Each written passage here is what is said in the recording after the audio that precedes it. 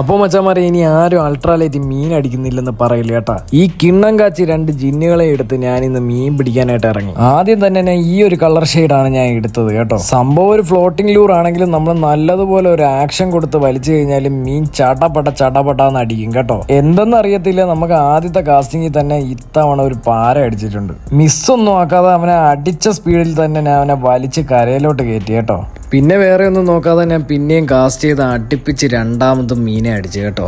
നല്ല അടിപൊളി mustard hook ആയതുകൊണ്ട് മീനൊന്നും മിസ്സാവാതെ ഇതുപോലെ കയറ്റാം. അടുപ്പിച്ച് 2 പാര അടിക്കുന്ന കണ്ടിട്ട് നമ്മുടെ വിഷ്ണു ബ്രോ നമ്മുടെ ആ രണ്ടാമത്തെ ലൂറും അങ്ങ് മേടിച്ചു കേട്ടോ. പാരമീൻ അടിക്കാതെ എന്ന ശോകം എന്താ ഈ ലൂർ അങ്ങോട്ട് ഇട്ടപ്പോഴത്തേക്ക് മാറി കേട്ടോ. പിന്നെ അവിടെ ഒരു മത്സരം തന്നെയായിരുന്നു. നമ്മൾ 2 പേരും കൂടി നിന്ന് ചറപറ പാരമീനെ അങ്ങോട്ട് പിടിച്ച് കരയിലോട്ട് കയറ്റുമായിരുന്നു ഒത്ത്.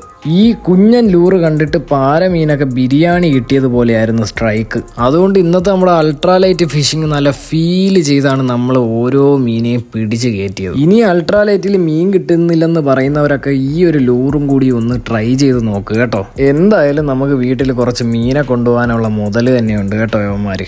എല്ലാം കഴിഞ്ഞ അവസാനം എന്താ നമുക്കിതാ ഇത്രയും മീനെ കിട്ടി കേട്ടാ. പിന്നെ മച്ചാമാരെ, എൻ്റെ ഈ ചെറിയ വീഡിയോ ഇഷ്ടപ്പെട്ടെങ്കിൽ ലൈക്ക് ചെയ്യാനും ഷെയർ ചെയ്യാനും സബ്സ്ക്രൈബ് ചെയ്യാനും മറക്കല്ലേ.